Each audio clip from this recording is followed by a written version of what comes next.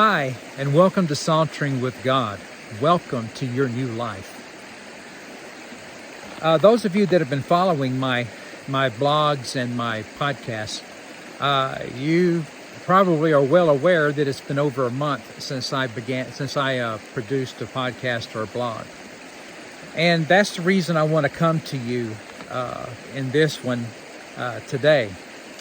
Over the last month, it's been a little difficult for me. I guess you can say it's been an emotional roller coaster.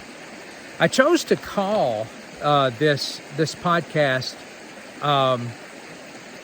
If You Really Want True Peace, Don't Do What I Did. Well, let me just kind of give you the Reader's Digest version and catch you up, and then let's get to the biblical scripture, get to the scripture at hand. Several years ago, I began to get a little pain in my top of my top of my left foot, and some numbness in the bottom of my left foot up toward the ball of the foot underneath the toes. It felt kind of like someone had rolled up a sock in my shoe or my boot. And then for the longest, that's what it was. And then over the last year, when I was recovering from when I was having my hip replacement, my left hip replacement, and I was recovering from that, which took a little longer than I thought it would. The pain started, and the tingling and everything began to go up the outside of my left leg. And as it turns out, they gave me an EMG, which is an electrical test to where they put little needles in your legs and test responses and such. As it turns out, that neurologist, diagnosed me with, I think you pronounce it, demyelinating peroneal neuropathy. And basically what that meant, demyelinating, was that your nerves have it's like a wire that has a rubber coating on the outside, where your nerves have a coating on the outside that help protect them. And demyelation, to my best of my knowledge, is that coating's being eaten away, really getting in the way of the transmitting of information from your brain and spinal cord down to that particular section where the breakdown is happening. Now, this is not a fatal thing, but it is a nerve damaging thing that at some point is going to get worse. So it wasn't so much of a death sentence as much as it was I guess you can say, a prison sentence. I just didn't know exactly to what degree that my nerves were going to break down.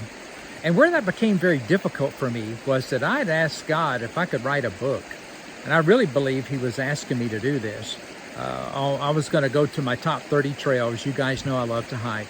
And I was going to write a devotional from my top 30 trails. Tell a little bit about the trail, but the highlight was going to be the devotional, and put it in something you could do like in a month of devotions. I was really depressed. I got very depressed that I may not be able to hike and do the book, or maybe even hike again. And to me, if you know me, hiking is what I do. It's who I am. It's part of my psyche. It's my spirit. It's my heart. And for about 2 weeks, I had a pity party. Well, it got bad, and to the point that I feel like Cindy felt like I needed, my doctor felt like I needed to go to the emergency room, and I did. And that got my doctor really going on this. So what he ended up doing is getting another neurologist, this one with a specialty in what I was dealing with. And he told me I did not have demyelinating neuropathy, that I had what he thought that he would call small fiber neuropathy, which is a much less severe condition. Now, any of this can balloon into other things, but still the bottom line is, now he says you'll be able to hike again.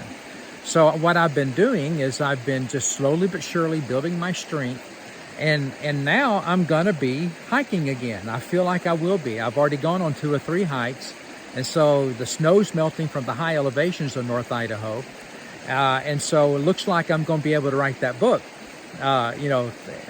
Lord willing.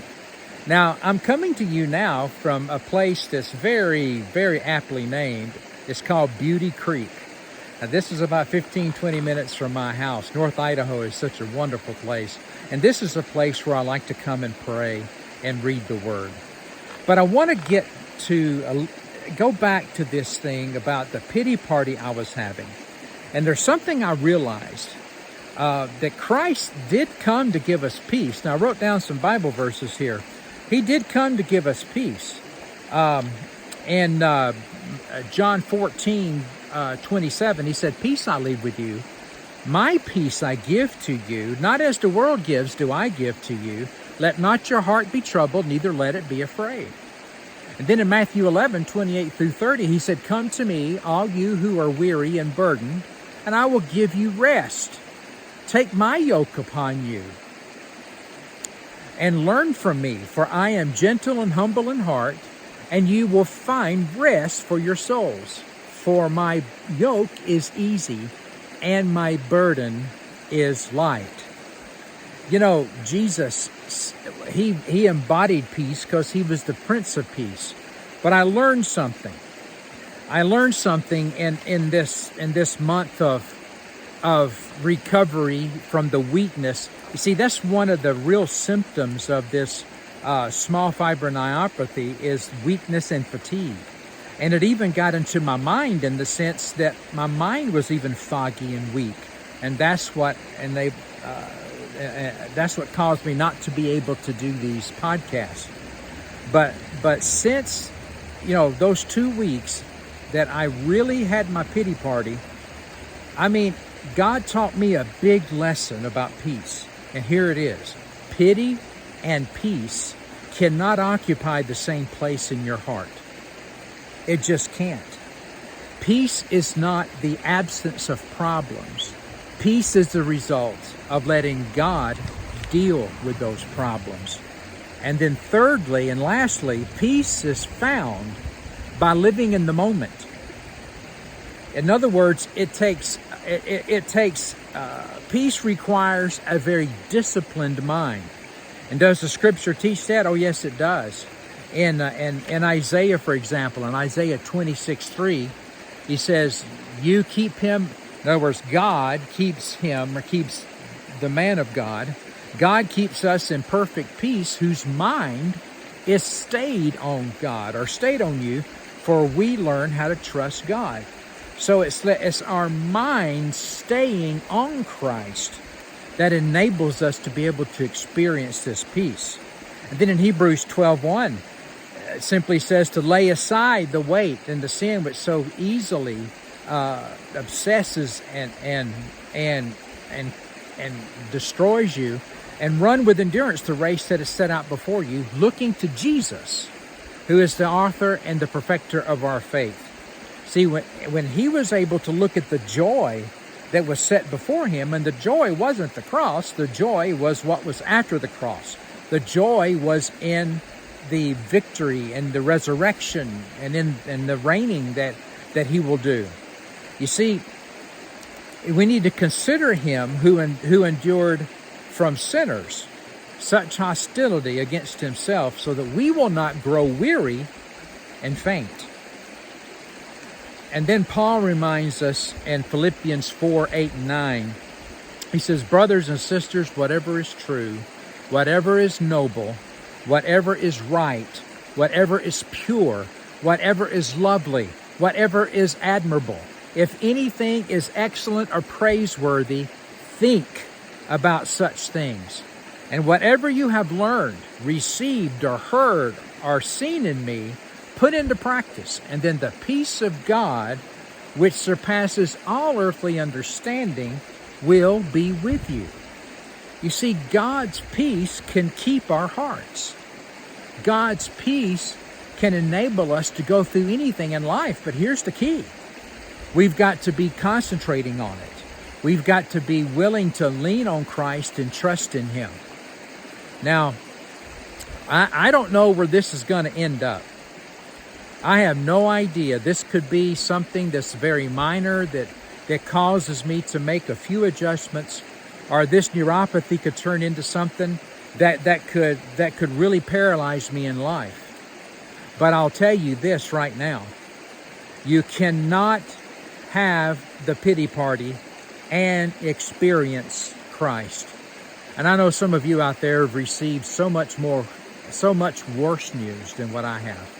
But I want to encourage you to be able to look past that news the doctor gives you, or look past the diagnosis that you've been given, and see the joy of heaven, the joy of Jesus, the joy of reigning with Him. And through that, you'll not grow weary and you'll not grow faint in heart. You know, I hope you learned something. I hope you learned something from my mistake.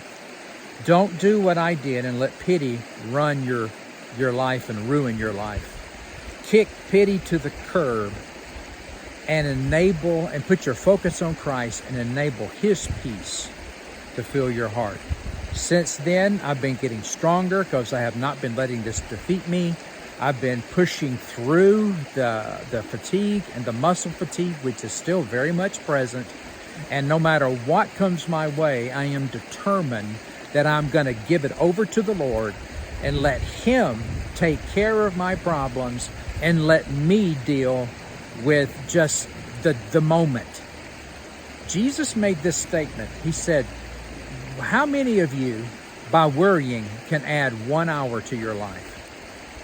Well, let me just say this. I believe if you're all worried about everything, that's not going to add an hour to your life. That's going to take years away from your life. Listen, if you'd like to talk with me about anything that's going on with you and some way that we can together pray together or write each other about how the peace can reign again in your heart, let me know. And if you don't mind, like this video and share it with others. Please do, because I want to increase the listenership, the folks that are watching this, because I know a lot of people are hurting these days. Hey, stick around for a little bit more video of Beauty Creek. And you saw a vehicle pass, I think. I'm right on the side of a Forest Service road. But I'll be coming from a trail again real soon. But you guys have a great day. And thank you again for listening, and happy sauntering. There I am. I'm in the middle of a small cedar grove. I was going to back up and let you see.